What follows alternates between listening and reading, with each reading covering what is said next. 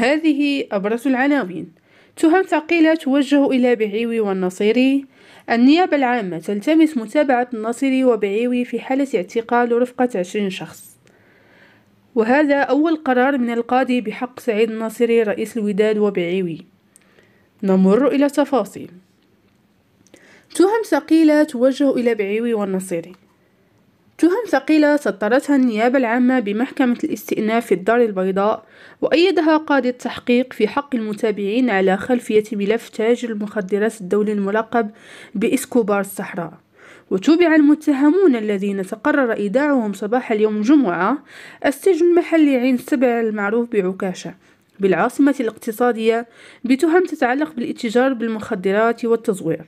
وأفادت مصادر قضائية بأن النيابة العامة بالدار البيضاء سطرت مجموعة من التهم في حق رئيس نادي الوداد الرياضي البيضاوي سعيد الناصري إلى جانب رئيس جهة الشرق القيادي البارز في حزب الأصالة والمعاصرة عبد النبي بعيوي، تتعلق بالنصب ومحاولة النصب والتزوير في محررات رسمية واستعمالها، واصطناع اتفاقات للاتجار بالمخدرات، والتزوير في الشيكات واستعمالها، وحمل الغير على الإدلاء ببيانات عن طريق التهديد واستغلال النفوذ. أشارت المصادر نفسها إلى أن كثرة المتهمين وتفاوت درجاتهم أفرزت عدم وحدة التهم، إذ تبع في هذا الصدد البرلماني السابق عن حزب البام بالقاسم مير بالاتجار الدولي بالمخدرات، إلى جانب المشاركة في تزوير عقد فيلا بمدينة وجدة. إلى ذلك علمت الجريدة من المصادر عينها أن القاضي تحقيق بمحكمة الاستئناف بالدار البيضاء حدد موعد أول جلسة للاستنطاق التفصيلي بتاريخ 25 يناير المقبل، حيث سيتم إحضار جميع المتهمين من سجن عكاشة. هذا وقرر قاضي التحقيق صباح اليوم إيداع 20 شخص السجن المحلي عين سبع، فيما تمت متابعة عون بإحدى الجماعات في حالة سراح، بينما كان الوكيل العام قرر إرجاع 4 آخرين ضمنهم موثق إلى الفرقة الوطنية قصد تعميق البحث. ومثل أمام النائب الوكيل العام 25 شخص ضمنهم البرلماني السابق بالقاسم مير عن حزب الأصالة والمعاصرة، إلى جانب رجال أعمال ومصممة أزياء ومسيري شركات وتجار وموثق وعناصر أمنية ومنتمين إلى سلك الوظيفة العمومية، حيث امتد الاستماع إليهم منذ زوال الخميس إلى غاية 9:30 ليلا. وتفجرت الفضيحة بعد اتهام تاجر المخدرات الدولي المشهور بإسكوبار الصحراء المعتقل في سجن الجريدة قبل نقله إلى سجن عكاشة مجموعة من الشخصيات ضمنها سعيد الناصري وعبد النبي بعيوي بالاستيلاء على ممتلكاته العقارية. النيابة العامة تلتمس متابعة الناصري وبعيوي في حالة اعتقال رفقة 20 شخص. التمس نائب الوكيل العام للملك بمحكمة الاستئناف بالدار البيضاء إحالة عدد من المتابعين في قضية تاجر المخدرات المالي المعروف بإسكوبار الصحراء في حالة اعتقال، على رأسهم سعيد الناصري رئيس نادي الوداد البيضاوي وعبد النبي بعيوي رئيس مجلس جهة الشرق.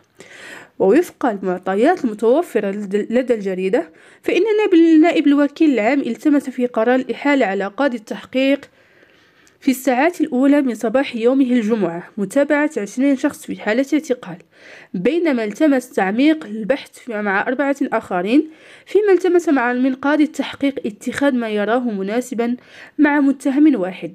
ومثل أمام نائب الوكيل العام 25 شخصا ضمنهم البرلماني السابق بالقاسم مير عن حزب الأصالة والمعاصرة، إلى جانب رجال أعمال ومصممة أزياء ومسيري شركات وتجار وموثق وعناصر أمنية منتمين إلى سلك الوظيفة العمومية، حيث امتد الاستماع لهم منذ زوال الخميس إلى غاية 9:30 ليلا.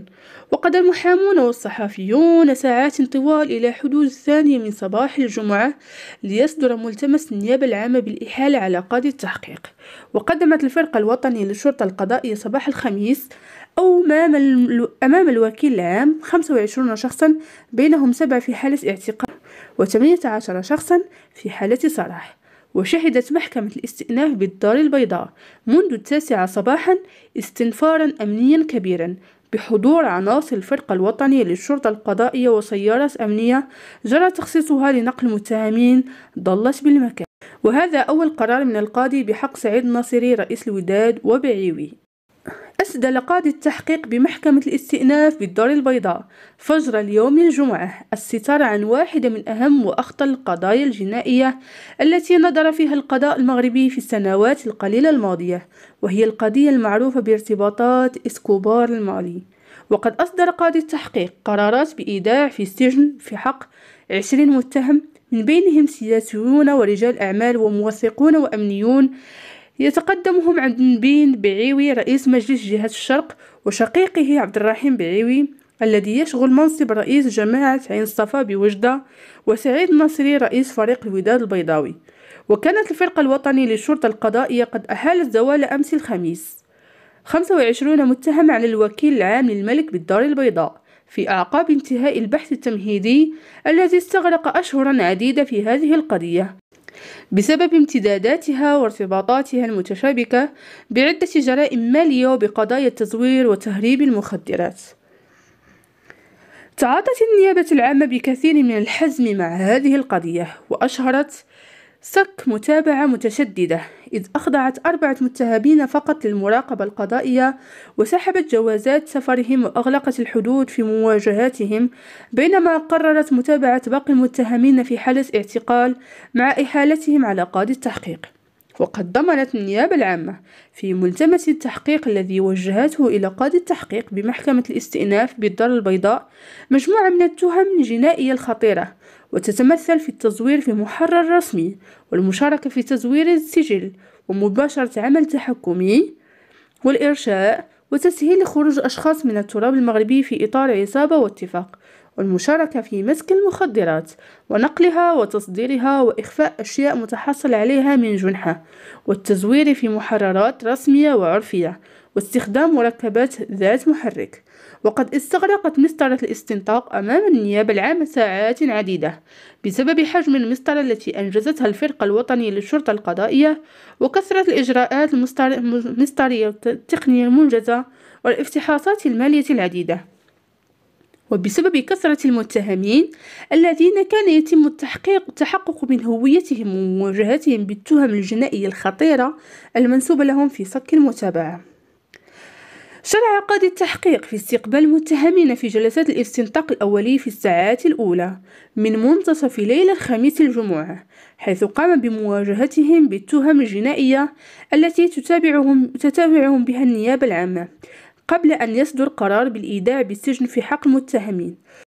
وكان أول مرحلين إلى سجن عكاشة بعدما صدر في حقه قرار الإيداع بالسجن هو رجل الأعمال عبد النبي بعيوي رئيس مجلس جهة الشرق، الذي وجهت إليه النيابة العامة تهما خطيرة لها علاقة بالتزوير في محررات رسمية، والمشاركة في مسك المخدرات ونقلها وتهريبها وغيرها من الأفعال الإجرامية الخطيرة.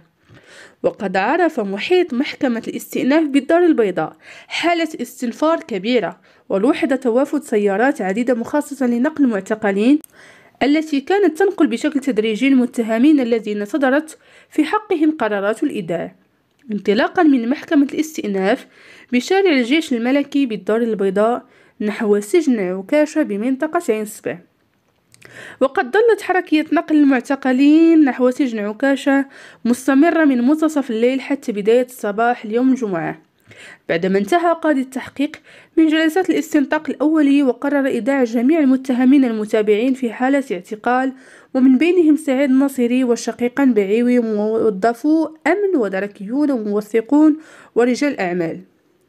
شكلت قضية عبد النبي بعيوي وسعيد الناصري ومن معهما محطة فارقة ومنعطفا إيجابيا، سواء في تعاطي الدولة مع جرائم الفساد المالي أو حتى في تعامل الأحزاب السياسية مع أعضائها المتورطين في قضايا الإجرام.